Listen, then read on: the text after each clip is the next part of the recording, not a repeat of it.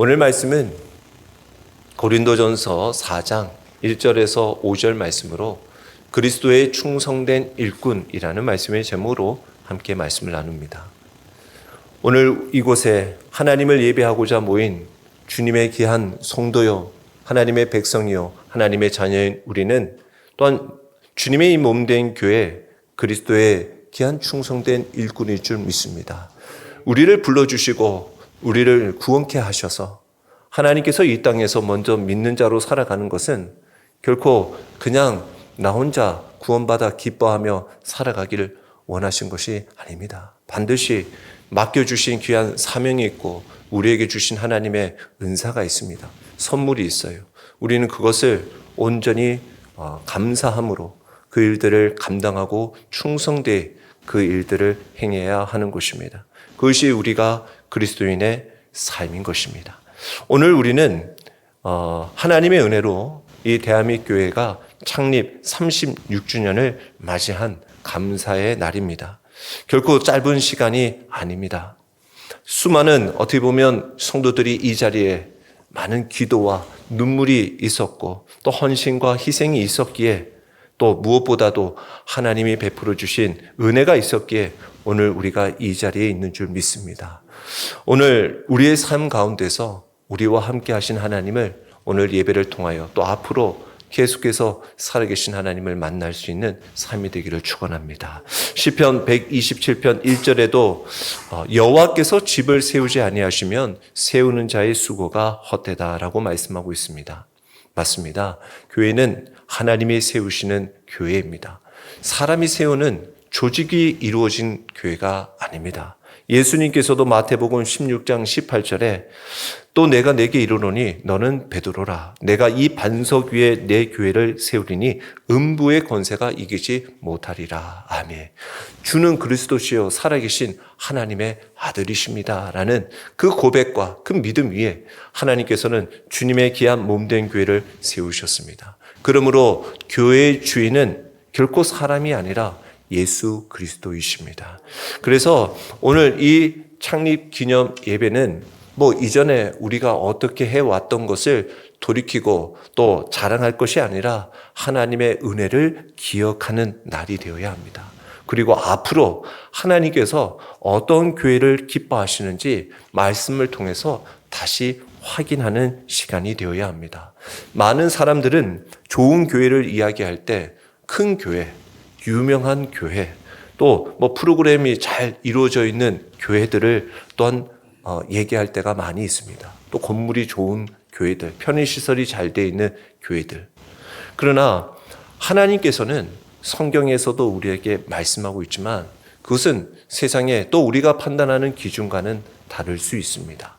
하나님은 교회에 충성된 일꾼이 있는 교회를 하나님은 건강하고 좋은 교회로 보십니다. 하나님을 경외하며 하나님의 말씀에 순종하는 교회를 지금도 하나님은 찾고 계십니다. 바라기는 우리 대한민국 교회가 이와 같은 교회가 되기를 축원합니다. 하나님 앞에 쓰임 받기를 원합니다.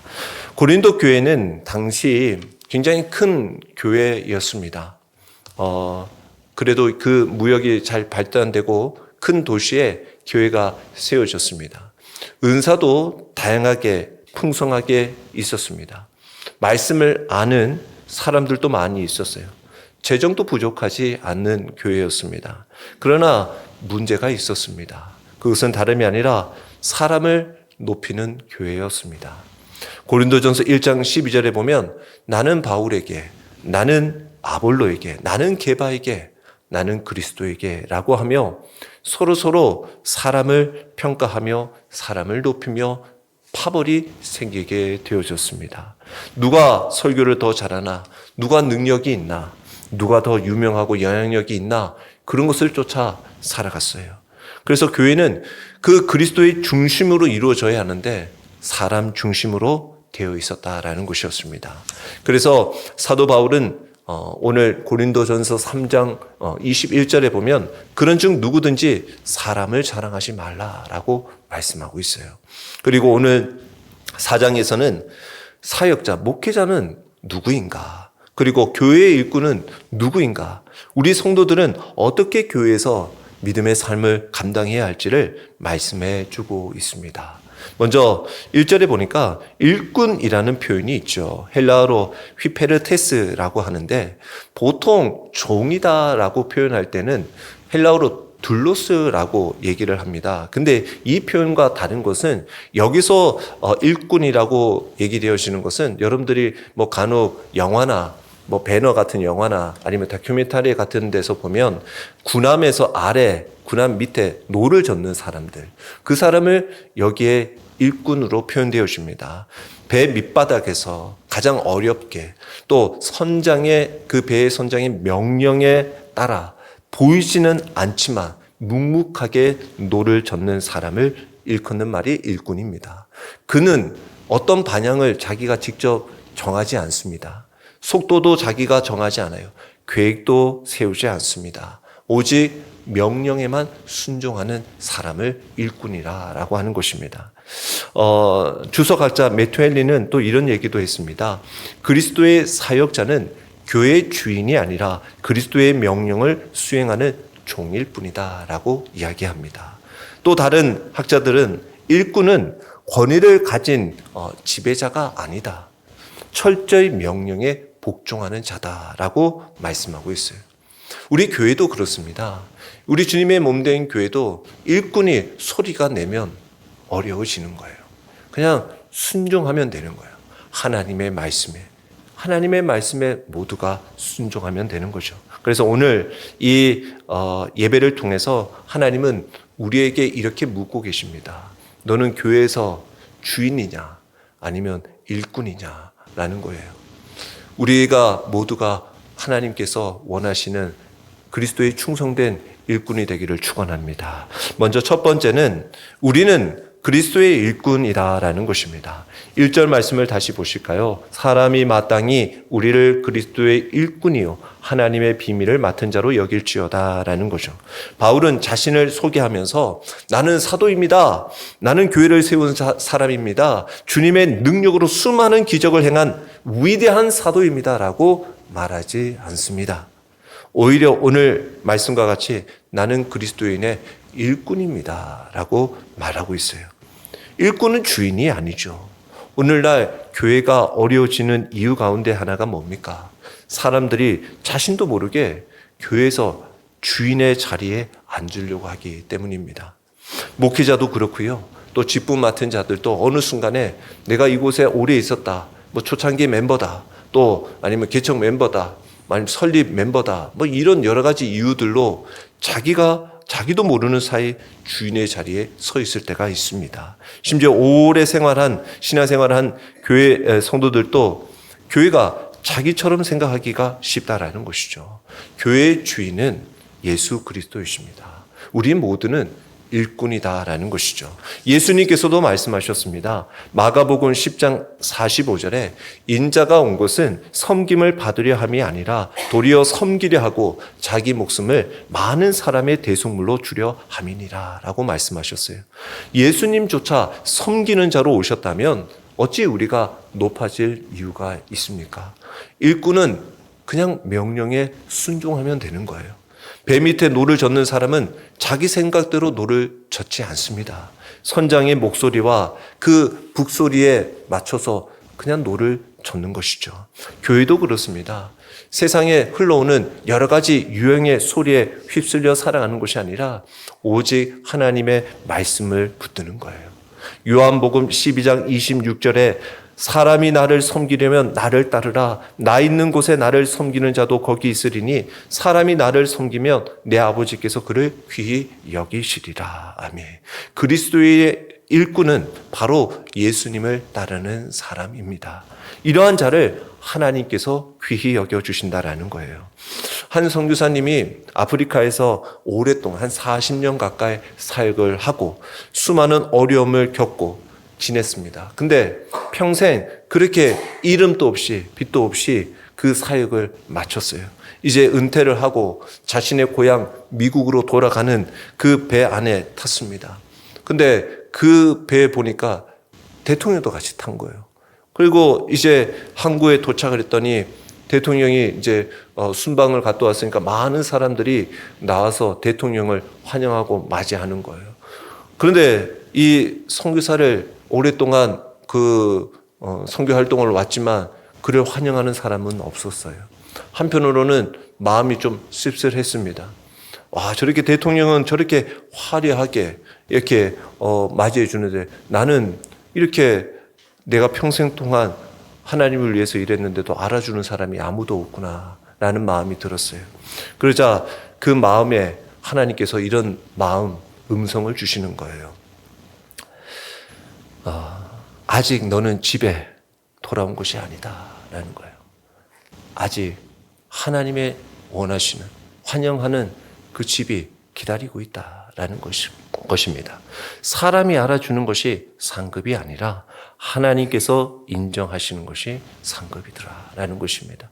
오늘도 우리의 삶의 모습 속에서 이 땅에서 얻는 것보다 하나님께서 우리를 인정해 주시고 또한 준비해 놓으신 귀한 은혜가 있고 상급이 있음을 기억하시길 바랍니다. 그래서 오늘도 우리의 삶의 모습 속에서 나는 그리스도인의 일꾼으로 살아가고 있는가? 내 뜻을 이루려고 살아가나? 아니면 주님의 뜻을 이루려 하고 있는가? 하나님께서 사용하시는 사람은 어떤 능력이 뛰어난 사람이라기보다도 충성된 사람을 하나님은 불러주시고 서주신다라는 것입니다. 그래서 오늘 또 우리의 삶의 모습 속에서 그리스도의 일꾼으로 충성된 믿음의 삶을 살아가는 우리 모두가 되기를 축원합니다. 두 번째는 우리는 하나님의 비밀을 맡은 천지기입니다. 오늘 1절, 2절 말씀을 다시 한번 봅니다. 사람이 마땅히 우리를 그리스도의 일꾼이요 하나님의 비밀을 맡은 자로 여길지어다.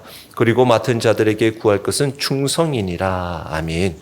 바울은 자신을 교회의 주인이나 지도자가 아니라 그리스도의 명령에 순종하는 일꾼이라고 말하며 한 발자국 더 나아가서 단지 일을 하는 사람이 아니라 맡은 사람이다라는 거예요.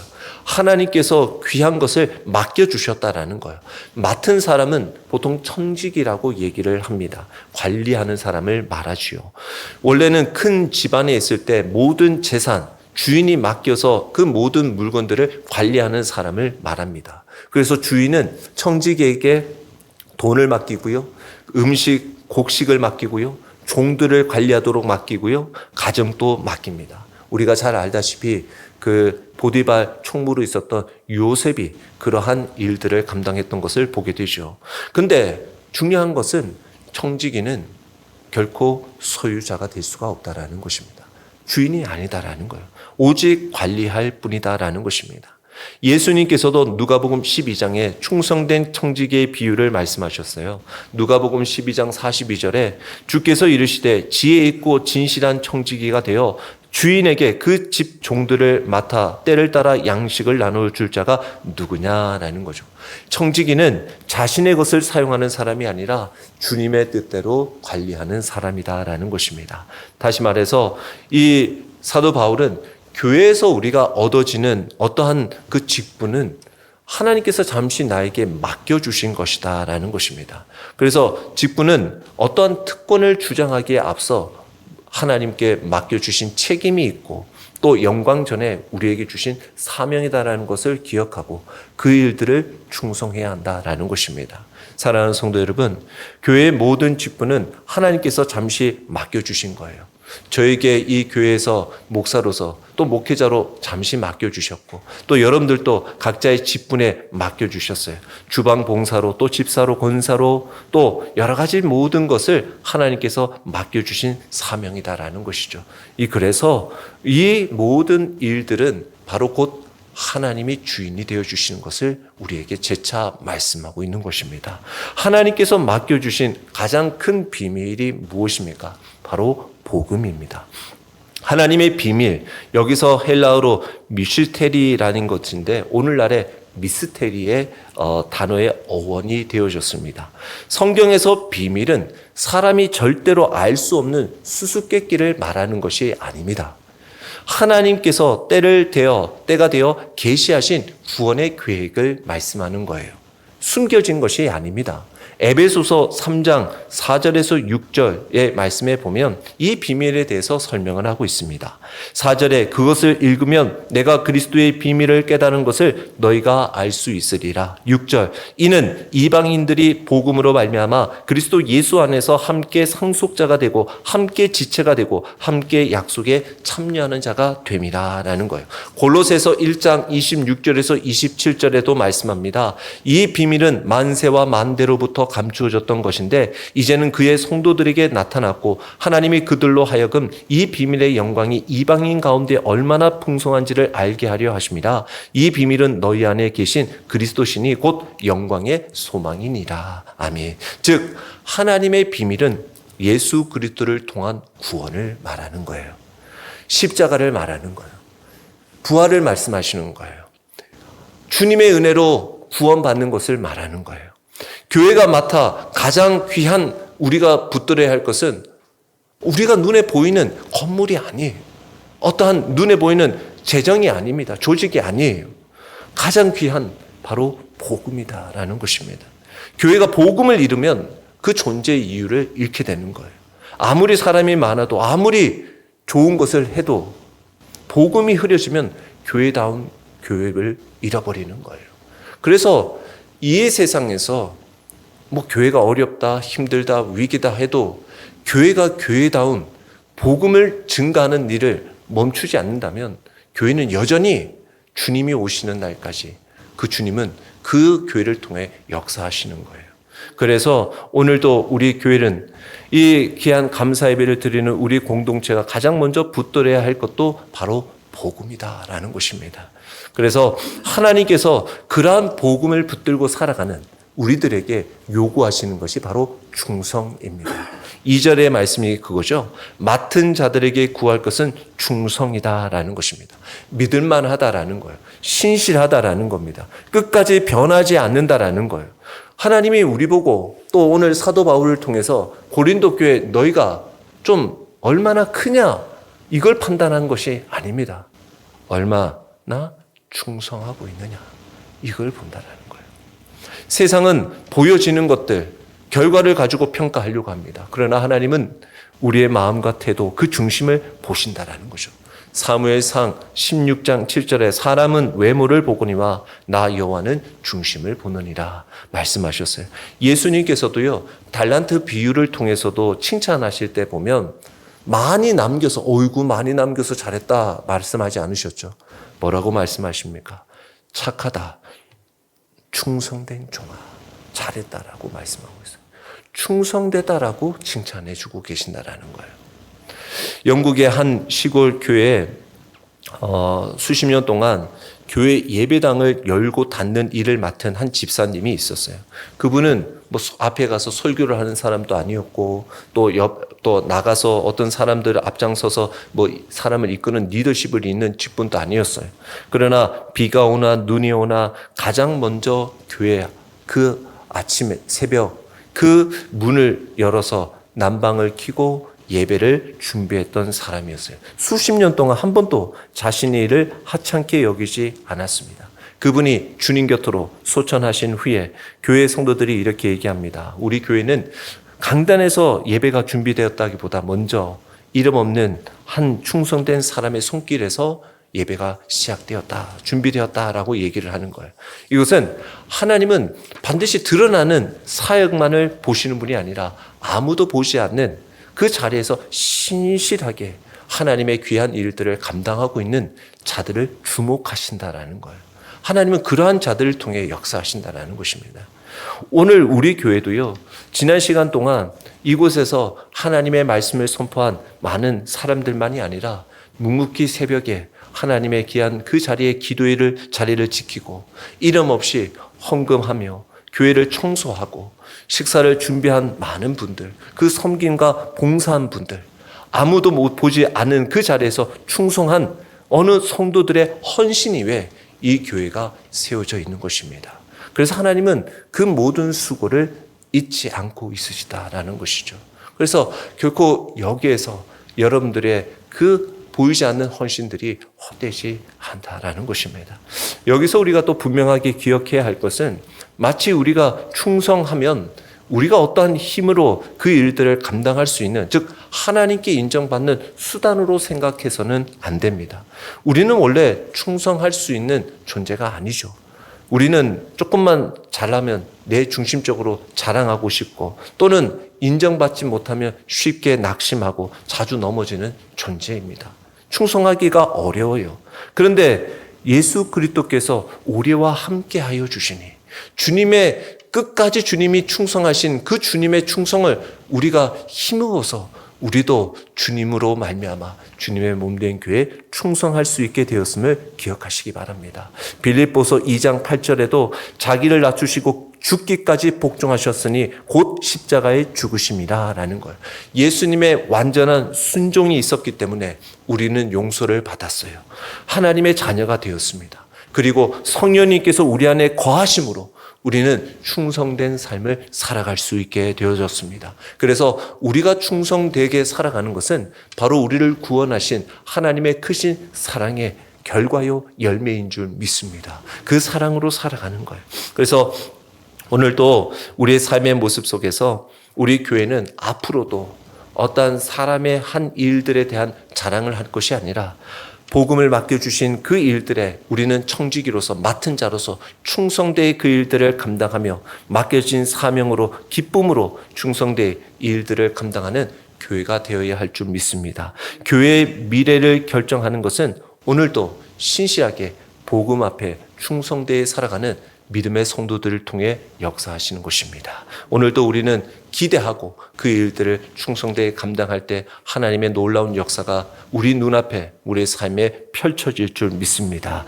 세 번째는 우리의 참된 평가는 하나님께 있다라는 것입니다. 오늘 말씀 3절 4절의 말씀을 보시면 너희에게나 다른 사람에게나 판단받는 것이 내게는 매우 작은 일이라. 나도 나를 판단하지 아니하노니 내가 자책할 아무것도 깨닫지 못하나 이로 말미암아 의롭다함을 얻지 못하노라. 다만 나를 심판하시는 이는 주시니라 라는 거예요. 바울은 사람들의 평가가 내 인생을 결정하지 않는다라고 고백합니다. 이 말은 교만해서 말하는 것이 아니요, 사람을 무시해서 말하는 것이 아닙니다. 사도 바울은 누구보다도 그 성도들을 사랑했던 사람이었습니다. 그러나 분명히 그는 이 사실을 알고 있었어요. 자신의 사역은 누구에게 평가될 것이 아니라 최종 평가하실 분은 하나님 한 분뿐이다라는 거예요. 그래서 오늘날 우리들의 삶의 모습 속에서도요, 얼마나 많은 평가 속에 살아가고 있는지 모릅니다. 학생들은 수시로 성적이라는 것으로 평가를 받게 되죠. 시험의 결과를 봅니다. 직장인들도 실적의 평가들로 받게 되어지죠. 사업은 매출로 평가받게 됩니다. 교회도요, 목회자들이 바뀌면 그거 매년마다 숫자에 평가받습니다. 얼마만큼 성도들이 출석하고 재정이 늘어나고 건물의 규모가 되어지나 이걸 평가합니다.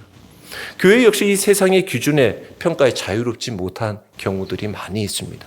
그러나 하나님은 이 세상의 평가가 다르다라는 거예요. 사람의 평가는 얼마든지 불완전하다라는 것입니다.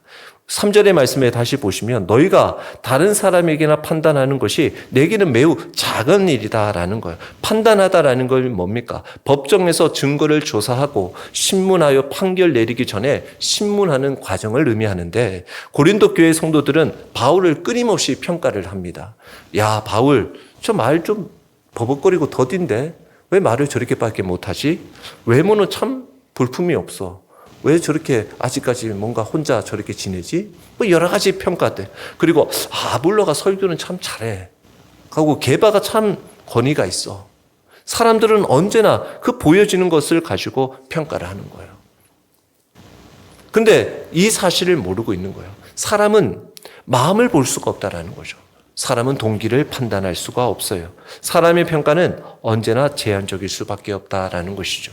요한복음 7장 24절에도 외모로 판단하지 말고 공의롭게 판단하라라고 말씀하고 있습니다. 오늘의 사람들의 칭찬은 내일의 비난으로 바꿀 수도 있어요. 오늘 막 잘했다라고 평가받다가도요, 내일 실수하면 또 무참한 그 비난의 화살을 맞는 것이 우리들이죠. 이스라엘 백성들이 그랬습니다. 예수님이 예루살렘에 입성할 때만 해도 호산나 다윗의 자손이여 라고 막 소리쳤죠. 그리고는 자신들의 겉옷도 깔아주고 다 모든 것을 환영했어요. 근데 며칠 후에 똑같은 그들의 입에 무엇이라고 말합니까? 십자가에 못 박아라. 십자가에 못 박아라. 라고 얘기하는 거예요. 이처럼 사람의 평가는 손바닥 지듯이 변하는 거예요. 근데 하나님의 평가는 그렇지 않다라는 것입니다. 한 교회에서 오랫동안 유치부를 섬기는 선생님이 있었어요. 뭐 당연히 그 유치부 선생님들은 보통 교회들이 그 어떠한 뭐 작은 소예배실에서 유치부들이 모인단 말이죠. 그러다 보니까 큰 교회에서는 유치부 선생님이 누군지도 잘 몰라요. 신경도 안 쓰죠. 그래서 서로 뭐 신앙생활을 해도 뭐 그런가 보다 하고 지냈단 말이죠. 그런데 그 이름조차 알지 못하던 그 유치원 선생님이 이제 계속 거기에서 묵묵하게 신앙생활을 했어요. 근데 오래 시간이 지나자 이제 그 교회에서 나름대로 뭐 목사님도 어린아이들 중에 이제 커서 청년 중에 목사님도 되는 사람도 있었고, 이제 좀 나이가 좀 있는 사람들은 이제 직분을 맡아서 뭐 권사, 심지어 장로 자리까지도 올라오는 이제 분들도 있었단 말이죠. 그런 가운데 그들이 나중에 이런 고백의 공통적인 얘기를 하는 것이 어떻게 자기가 이렇게 신앙생활을 잘하고 하나님을 섬기게 되었나라는 것이 어릴 때 그 유치원 시절 때 그 선생님의 가르쳐 주신 그 말씀의 바탕이 돼서 이러한 신앙생활을 끝까지 지금까지 은혜롭게 할 수 있었다라는 것이 공통적인 대답이었다라는 거죠. 사람들은 주목하지 않았지만 하나님의 나라에서는 너무나도 귀한 일을 하고 있었던 것이 바로 그 보이지 않는 한 귀한 선생님의 역할이었다라는 거죠. 우리가 지금 하는 이 어떻게 보면 작은 순종도 하나님께서는 영원한 열매를 맺을 수 있는 귀한 삶을 우리에게 허락하실 것입니다. 그래서 우리의 삶의 모습 속에서도 바울은 나도 스스로 판단하지 않겠다라고 말합니다. 우리가 판단할 때, 우리를 평가할 때는 극단적으로 평가할 때가 많이 있어요. 스스로 과대평가해서 와, 내가 참 잘했지 라고 지나치게 높이는 경우도 있고, 또 한편으로는 너무나 자기를 또 정죄하는 경우들도 있어요. 아, 내가 왜 이 정도밖에 못하지? 나는 왜 이렇게밖에 못해라고 스스로 정죄할 때도 있다라는 것입니다. 그래서 바울은 이 모든 것을 거부해요. 그리고 4절의 말씀에 다시 얘기합니다. 내가 자책할 아무것도 깨닫지 못하나 이로 말미암아 의롭다함을 얻지 못하노라 라고 말하는 거예요. 바울이 말하는 것은 내가 양심이 깨끗하다고 해서 내가 의로운 것이 아니다. 왜냐하면 내 양심은 완전하지 않기 때문에 때로는 죄를 죄로 느끼지 못하고 반대로 하나님께서 용서하신 죄를 계속 붙들면서 자신을 정죄하는 자신들의 모습을 통해서 역시 나는 내 스스로 내가 평가할 수 있는 사람이 못 된다라는 것이죠. 에레미야 17장 9절의 말씀에 보면 만물보다 거짓되고 심히 부패한 것은 마음이라 누가 능히 이를 알리오마는 이라고 말하고 있어요.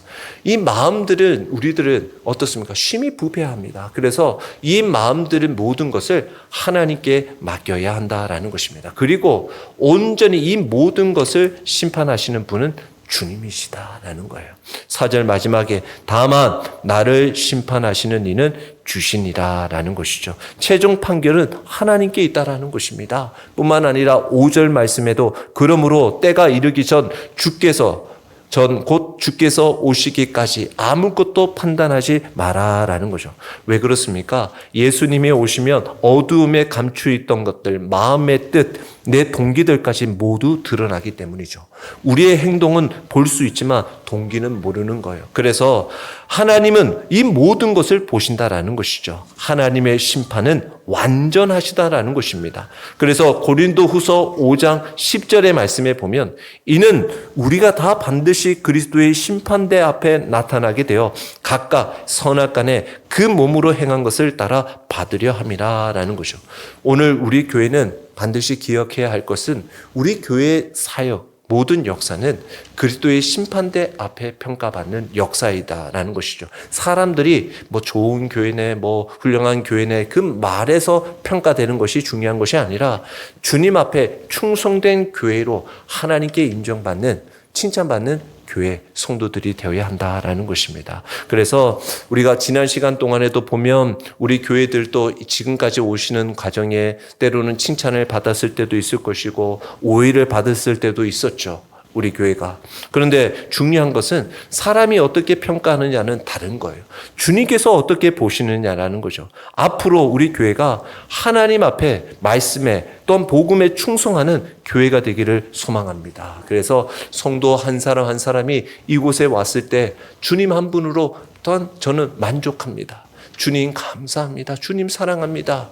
그리고 이러한 고백을 할 수 있는 그런 공동체, 그리고 하나님 앞에 귀하게 쓰임받는 우리 교회의 성도가 되면 좋겠습니다. 그래서 오늘 우리 교회가 이렇게 창립 36주년을 맞이하여 감사 기도를 또한 드리고 예배를 드리는 것은 결코 우연의 시간이 아니죠. 저도 여기 오면서 오래전에 제가 한 10살 정도 되는 나이에 이 교회가 세워진 거예요. 그래서 제가 아무리 생각해봐도 하나님이 그러면 그때 당시 교회를 세우실 때 내가 이곳에서 하나님께서 주님의 복음을 증거하실지 제가 어떻게 상상이나 했겠습니까? 그러나 하나님은 그 모든 일들을 돌이켜보면 하나님께서 이 모든 일들을 세우시고 지키시고 지금까지 인도해 주시는 것을 보게 되었습니다. 수많은 위기와 어려움 속에서도 하나님께서는 한 번도 우리를 버리지 않으시고 주님의 이 몸된 교회를 세워나가시는 것을 보게 되었습니다. 묵묵히 봉사하는 손길들 하나님께서는 다 기억하고 계십니다. 히브리서 6장 10절에도 이렇게 말씀합니다. 하나님은 불의하지 아니하사 너희 행위와 그의 이름을 위하여 나타낸 사랑으로 이미 성도를 섬긴 것과 이제도 섬기고 있는 것을 잊어버리지 아니하시느니라 라는 거예요. 사람은 잊을 수 있어요. 그러나 하나님은 잊지 않으신다라는 거예요. 사람은 알아주지 못할 수 있어요. 근데 하나님은 기억하신다라는 거죠. 그래서 하나님께서는 더더욱 우리들에게 충성되의 그 일들을 감당하기를 원하시는 거예요. 왜 하나님은 그 충성을 중요하게 여기실까요? 충성할 수 있는 사람은 바로 하나님을 사랑하기 때문인 거예요. 내가 충성할 수 있는 것은 하나님을 사랑하기 때문에. 사랑하는 사람은 끝까지 같이 가는 거예요. 우리는 충성도 마찬가지죠. 우리가 하나님께 인정받기 위해 충성하는 것이 아니라 우리는 이미 하나님의 사랑을 받은 사람입니다. 그러기에 그 은혜를 알고 그 사랑에 감사함으로 충성할 수 있는 것이죠. 그리고 가장 충성된 일꾼의 본이 되신 완전한 분이 바로 예수 그리스도이십니다. 예수님은 하나님의 가장 완전한 종이셨죠. 이사야는 예수님을 여호와의 종이라고 예언하였습니다. 예수님은 아버지의 뜻만을 이루셨어요. 결코 자신의 영광을 구하지 않았습니다. 빌립보서 2장 8절의 말씀을 다시 보시면 사람의 모양으로 나타나사 자기를 낮추시고 죽기까지 복종하셨으니 곧 십자가에 죽으셨다라는 거예요. 예수님이 끝까지 충성하심으로 십자가에 못 박혀 죽으심으로 우리를 살리셨어요. 그 충성이 우리를 살리셨단 말이에요. 우리의 충성, 그 충성 때문에 우리는 죄사함을 받게 되어집니다. 주님의 그 충성으로 우리는 하나님의 자녀가 되어졌죠. 그 충성으로 인하여 우리는 영생을 얻게 되어졌습니다. 하나님은 그 충성된 일을 지금도 주님의 몸된 교회를 통해 이루시기를 원하시는 거예요. 그 충성하는 자를 통해서 이 땅에 죽어가는 백성들을 구원케 하기를 원하시는 거예요. 우리가 그렇게 하나님은 그래서 더더욱 우리 보고 충성하기를 원하시는 거예요. 주님을 닮기를 원하시는 거예요. 사랑하는 성도 여러분, 오늘 우리는 36주년을 기념하지만 하나님께서는 우리에게 관심을 두는 것은 지나온 36년만이 아니지요. 앞으로 36년 더한 세월을 하나님은 관심을 두고 계십니다. 우리의 다음 세대에 어떤 믿음으로 이어갈지, 우리 교회가 어떤 믿음의 유산을 남길 것인가, 그 답은 오늘 우리가 하나님 앞에 충성할 때 이루어질 줄 믿습니다. 예수님께서는 마지막 날 우리에게 이와 같은 말씀을 들려주기를 원하셔요. 마태복음 25장 21절에 잘하였도다 착하고 충성된 종아, 내가 적은 일에 충성하였음에 내가 많은 것을 내게 맡기리니 내 주인의 즐거움에 참여할지다 라고 말씀하십니다. 이 말씀이 우리 교회 모든 성도들에게 들려지는 축복의 말씀이 되기를 주의 이름으로 축원합니다.